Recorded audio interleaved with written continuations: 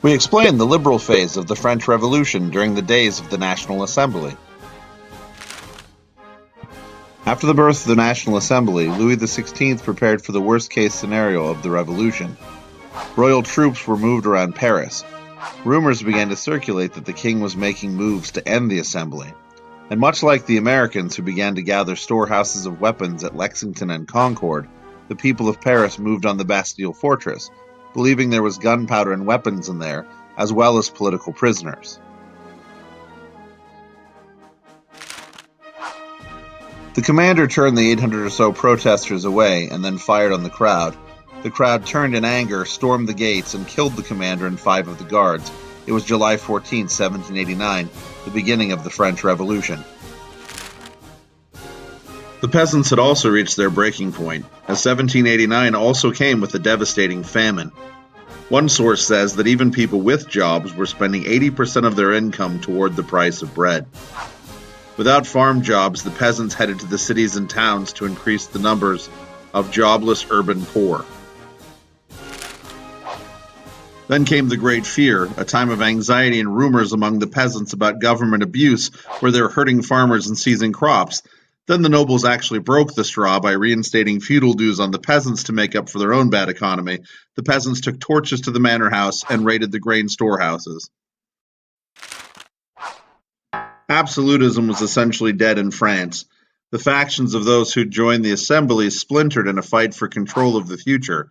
A moderate faction developed made up of the middle class who wanted to maintain law and order and compromised to build a strong constitutional monarchy involving the king. Lafayette was seen as one of the leaders of the faction and also led the National Guard in protecting the people against the royal troops in Paris. Moderates could be identified by wearing the red, white, and blue tricolor. However, radical groups were stirring up popular violence and protests in the Paris Commune. Paris had made itself a sanctuary city for those who wanted to live outside of royal law. Social clubs in Paris, like the Jacobins, were calling for the end of the monarchy through their newspapers and pamphlets they controlled. On August 4th, all sides came together in an all-night assembly meeting to craft a new way forward. At 2 a.m., it was announced that feudalism had been abolished in France. The nobility and clergy had agreed to give up their medieval privileges on taxation and dues and land ownership. With the guidance and writing of Lafayette and Jefferson, the Assembly created the Declaration of the Rights of Man. Over the next month, they'd create a constitution that expanded voting rights to all Frenchmen with property, free and equal elections, access to jobs, freedom to move, equal taxation, a right to assemble, freedom of speech, freedom of press, right to fair trial, and the power of citizens to make laws. Women responded with their own declaration as they'd been left out. The Pope was also angry at the Assembly, as they had voted to restructure the Catholic Church, taking the church land away and selling it to pay down France's debt.